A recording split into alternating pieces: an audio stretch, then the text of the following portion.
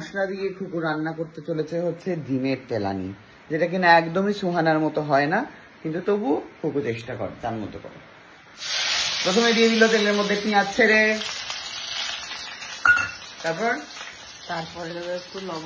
তারপরে একটুখানি লবণ দিতে হবে যাতে পেঁয়াজটা লাল লাল হয়ে যায়। দিয়ে দিল লবণ,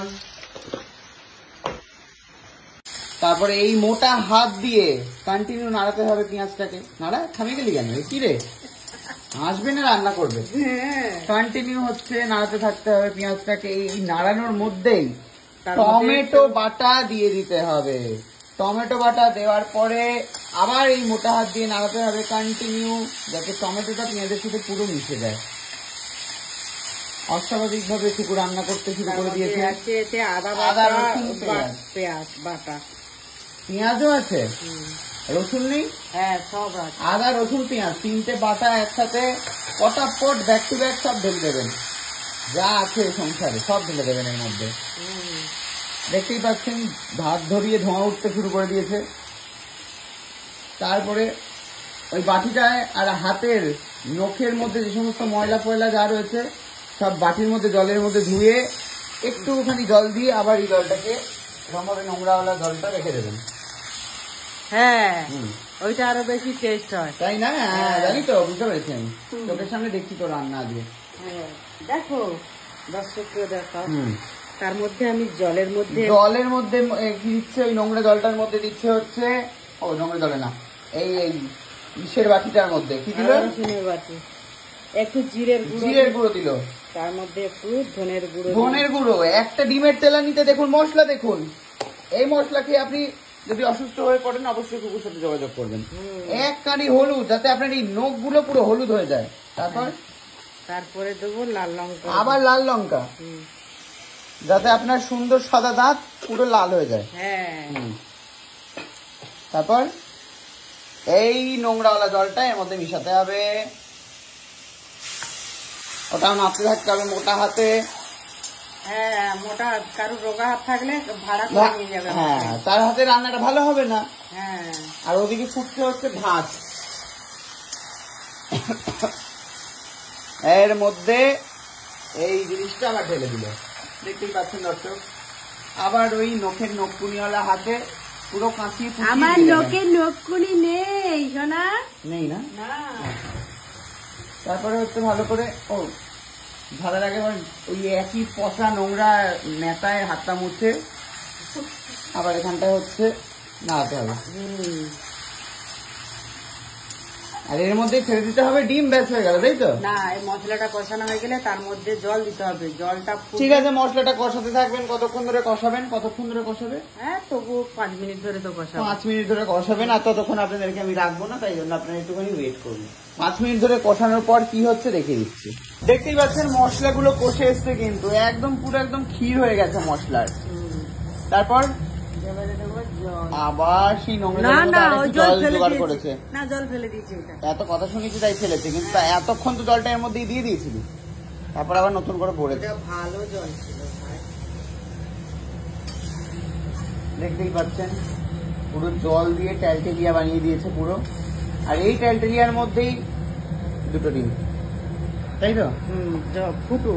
আবার ফুটবে, ফোটানোর পরে তারপরে ফোটেনি তো, ওর মধ্যে দিলে ইয়ে হয়ে যাবে, কি হয়ে যাবে? গলে যাবে। হ্যাঁ, ছেড়ে যাবে।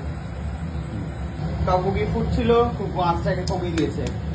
ডিমের খোসা যদি পড়েছে রে মুটকি, ব্যাস ডিমের খোসা সহ ডিমটাকে এভাবে আবার ঢেলে দেবেন ভেতরে।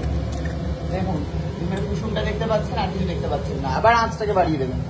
এর মধ্যে কিন্তু অজস্র খোসা রয়েছে, যেগুলো আপনি যখন খাবেন চুকুর চুকুর করে একটু বেশ ওই গ্লোবিউলস এর মতো মুখের মধ্যে একটাও খোসা থাকবে না। না,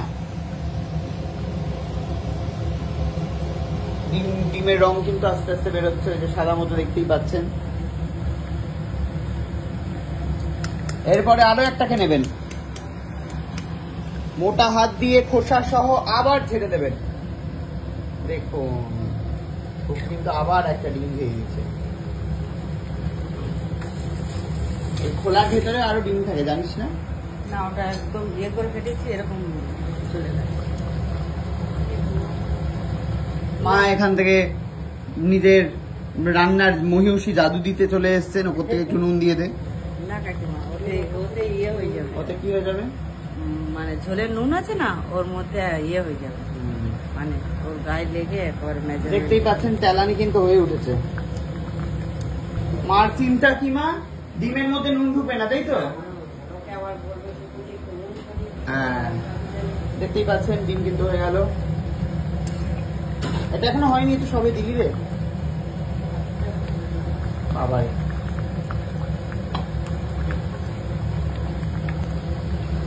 সুন্দর ডিমগুলো নিজেদের আকার ধারণ করে নিয়েছে।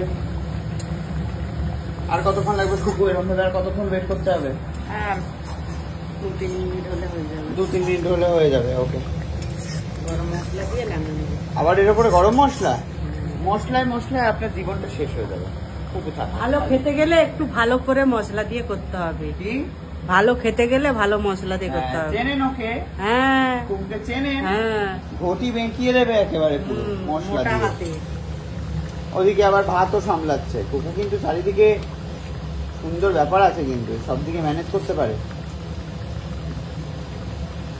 আর কখন দিবি রে কি এটা? 3 মিনিট পর। আছে, ঠিক আছে, আবার আসছি, দাঁড়ান। কৌটা খুলতে শুরু করে দিয়েছে গরম মশলার। আবার ওই নোংরা নকুনি হাতে আবার এই মশলা নিয়ে ছড়িয়ে দেবেন। কোনো চামচ চামচের দরকারই নেই। চামচে দিলে অনেকটা পড়ে যাবে। ঠিক, অল্প দেবেন, চিমচি। কিন্তু চামচে দিয়ে এটা অল্প দিতে হবে বলে তাই আমি হাতে দিলাম। ঠিক আছে। এটা বাড়িতে তৈরি, কিন্তু বাড়িতে তৈরি? বাড়িতে কি করে তৈরি করলি রে? বানিয়েছি। তুই এনেছিস? না না, এখানে বানিয়েছি আমি। বাবা, আলাদাই ব্যাপার। এলাচ, দারচিনি, লবঙ্গ একটু শুকনো খোলায় নেড়ে মিক্সিতে গুঁড়ো করে নিই। আলাদাই ব্যাপার। আমরা কেনা গুঁড়ো মশলা খাই না। আমরা কিরম মশলা খাই না, বুঝলি তো? জিরেও ঘরে আমরা বানাই বাহ মশলাটা। বাবা, ধীরে কি করে বানাবে বুঝতেই পারছেন, গুঁড়ো করে নিলেই তো হয়ে গেল। হ্যাঁ, ভেজে। লোকে তো কেনা খাচ্ছে, কেনার দাম কত? ওখানে সলিড পাচ্ছ।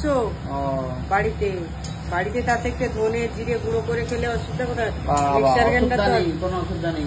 না। হয়ে যাচ্ছে সুন্দর রান্না ডিমের তেলানি। দর্শক আপনারা দেখতেই পেলেন, নোংরা নখের ফাঁকের নোংরা দিয়ে সুন্দর ডিমের তেলানি। তবু একটা হাতে খুন্তিটা তুলে একটা পোজ দাও সুন্দর করে। বাহ, শেফ হচ্ছে খুকু।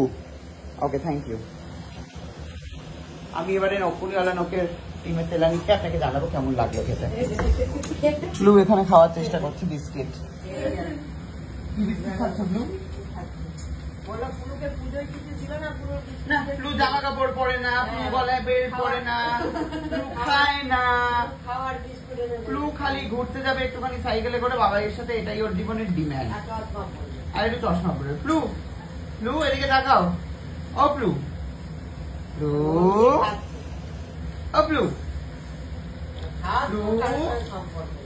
ফ্লু জাস্ট দেখছি না।